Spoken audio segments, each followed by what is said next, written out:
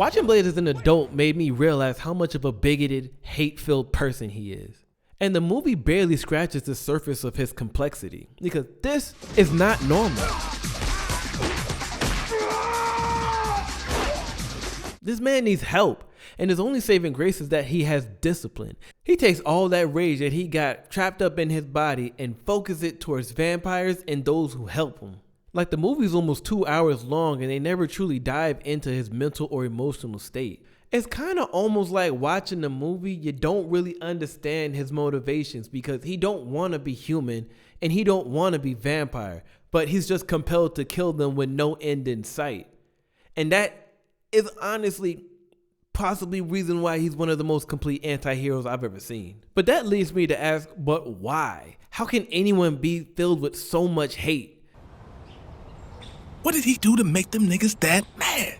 In the movie, Whistler tells us this. Blade's mother was attacked by a vampire while she was pregnant. She died, but he lived. But that doesn't justify all the carnage that we see. Like, I get it, you don't like him, but come on.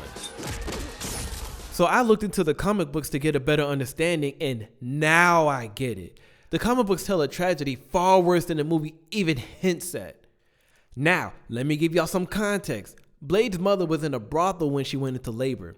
Why was she in a brothel? Her husband was in jail in another country and she was running for her life. During labor, she started experiencing complications, so they call a doctor. And what doctor shows up? Deacon Frost. So instead of helping her, he drank her blood, killed her, but Blade somehow survived. But again, his daddy was in the jail, so he was raised by the whores in the brothel. Trauma started on day one. This kind of beginning to life can haunt anybody, but imagine being 9 years old and seeing a man getting mollywopped by 3 vampires on your way back home from school. Most of us would run. Blade stayed and helped, and in return that man trained him to kill vampires.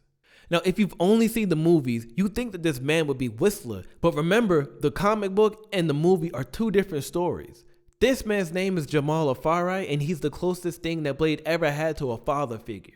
He took this child underneath his wings, taught him about jazz, and then trained him to become the most successful vampire hunter in history. Blade was never afforded a childhood. Instead, he became so nice with the steel that they called him Blade. He even had a crew and a lady by his side, but you know he can't enjoy nothing in this life. Eventually, the gang gets slaughtered and his girl gets turned into a vampire. Not only that, but Dracula turns Jamal into a vampire and Blade has to be the one to kill him in self-defense. He can't even allow himself to feel joy or happiness because whenever he gets attached to something, it gets ripped away from him in the most demonic way possible. The comic and the movie are so different from each other, but the story beats are basically the same. Love is dangerous and terror is constant. He's tormented and filled with so much hate even Itachi can't deny it.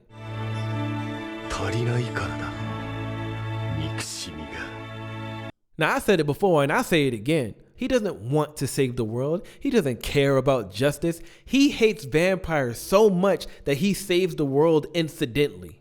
This is further supported in this scene when Frost tries to manipulate Blade to joining him, because he tries to sweet talk him at first, but Mr. Bout that action ain't with none of the small talk. So Frost hides behind the baby thinking Blade won't shoot the kid, but he is not her savior. And to highlight his intent, he continues dumping the magazine until it's empty.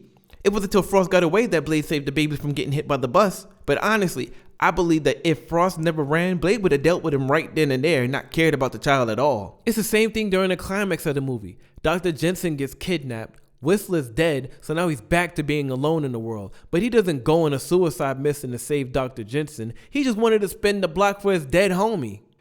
Now that's all I got for this one, but I got a few more ideas that I want to talk about. So if you want to see more videos like this, then stay tuned. Till then, I'm Tyreek, and this is The Cut.